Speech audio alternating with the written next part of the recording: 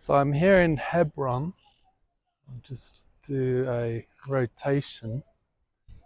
Um, Hebron is effectively the beginning of Israel. So this is where Abraham built a, a tomb of the patriarchs, or the cave of the patriarchs, and to bury his wife Sarah.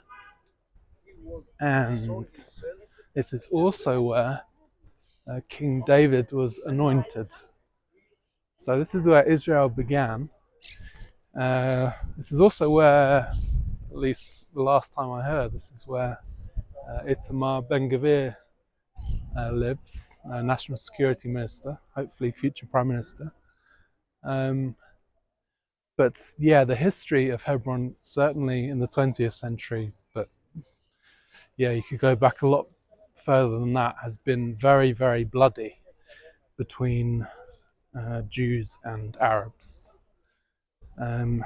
Thankfully, today it seems pretty peaceful. There's soldiers, there's checkpoints, so I certainly don't feel uh, worried about my safety here.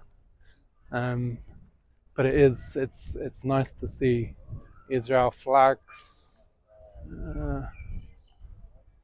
I don't know if you can see, and yeah, I mean it's a beautiful place, and it's the beginning of Israel. It's in Genesis in the Bible.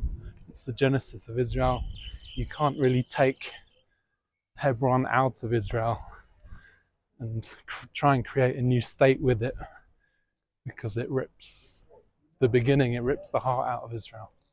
And so just walking into the cave of the patriarchs now, I don't know if I'll be able to continue filming, but I may resume in a second.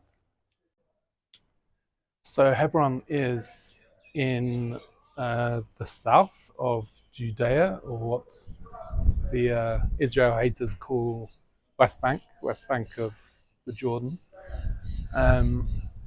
And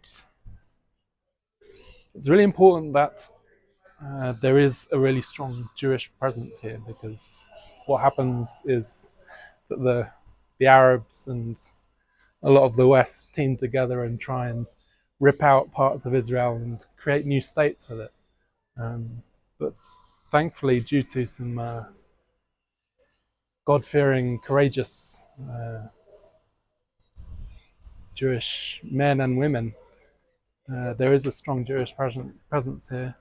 There's Jewish soldiers, there's Israeli flags, and that means that a critical part of Jewish history doesn't get ripped out of Israel to create another state when there's already over 20 Islamic states in the Middle East.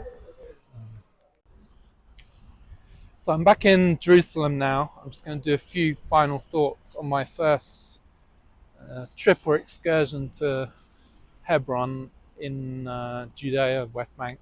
I've been to places in the West Bank before, but this was my first time to Hebron. Firstly, on numbers, I didn't see as many on the places that we walked. I didn't see as many Jews as I was expecting to see. A lot more was boarded up than I was expecting. I saw a few like Jewish kids like playing around on the streets, but yeah, didn't see too many people that lived there. Maybe it was just the parts we were walking in. In terms of numbers around tourism, so I went with a big group. So there were, I don't know, a full coach worth of tourists. What was that, 40 or 50 people? And so today, this group made things busy, right? So there's a really nice museum that we went to at the end, detailing Hebron history, right from like biblical times to the current day. Really great museum, lots of videos.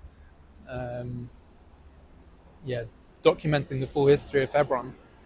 And so today it was crowded, but I don't know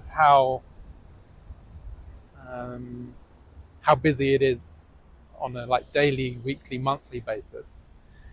I mean, the really sad thing is that it's a great place to go, like especially if you're Jewish and you're interested in Jewish history. Um, but there's just been an absolute firestorm over the last 5 years, depressing tourism. So there was obviously COVID 2020, 2021, and there was October 7th, 2023. Then there was the various wars, Gaza, Lebanon, Iran. There's been a huge propaganda campaign on how Israel's committing genocide and deliberate starvation of 2 million people. And so there's just been an absolute firestorm and barrage, like keeping tourists away from Israel as a whole, um, which is sad because, yeah, Israel's an incredible place to come and visit as a tourist. But then with a place like Hebron, um, like if you're only in Israel for say like a few days, you're not going to go to Hebron. It sounds complicated, like it's in the West Bank. Uh, you don't know how safe it is.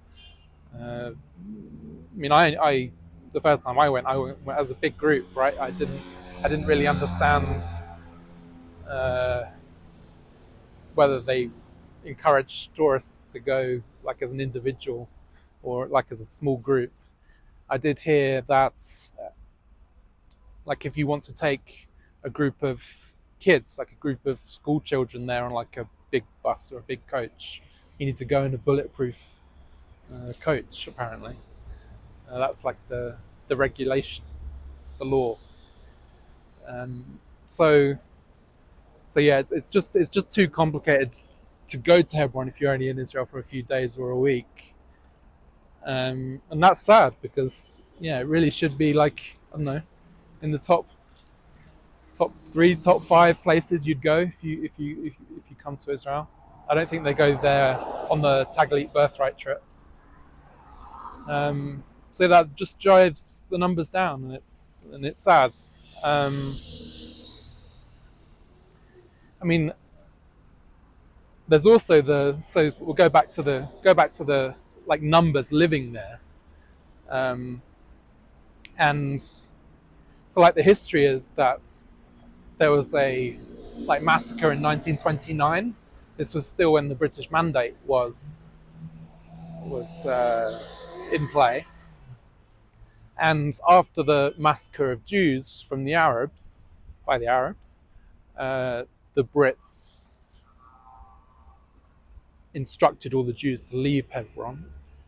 So I don't think there were any Jews living in Hebron after this massacre in 1929, and so the numbers that are living there, like today in recent times, they've been like increasing over time from say zero in like 1929.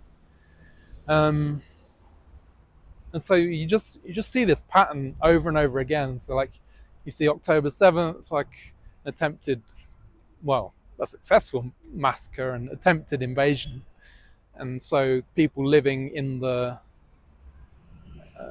places like close to Gaza, um, like left those places because of the bad memories, because so many people were killed and kidnapped. And like a similar story happened with Hebron, right? There was a massacre, so after the massacre, everyone left, and so like this story just keeps repeating itself over and over again.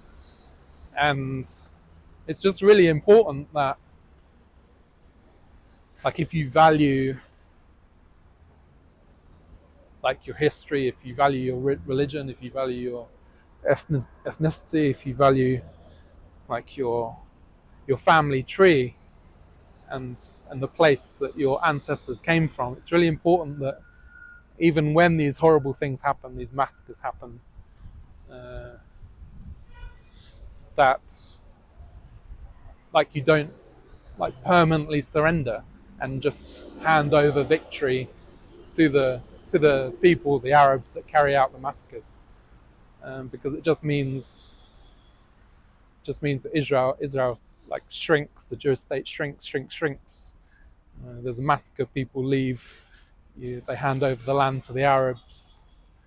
Israel just gets smaller and smaller and smaller and smaller, and it loses like some of its most important historical and religious sites.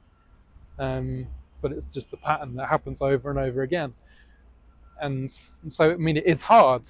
Like when bad things happen, people want to leave. But I just hope in recent times with Gaza that people go back to the kibbutzes close to Gaza. Really hope there's Jewish settlements in Gaza.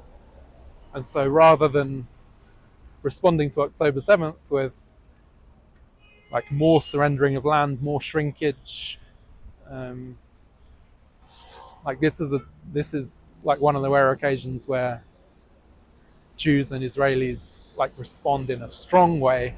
And so rather than surrendering land after October 7th, they actually like exert their sovereignty over land in Gaza and build settlements in Gaza, so that at worst Gaza can look like Hebron today with like a strong Jewish presence in Gaza. If not, ideally, you would have the vast majority of those 2 million Gazans deported, migrated, and so then there just wouldn't be this fear of violence and attacks and death, because it would be a like majority Jewish community with any Arabs that do live there like agreeing to not massacre the Jews and drive them out of this land. So yeah, the story just repeats itself over and over and over again. Hebron 1929, Gaza 2023. Yeah, hopefully Gaza doesn't have the same trajectory as Hebron post 1929.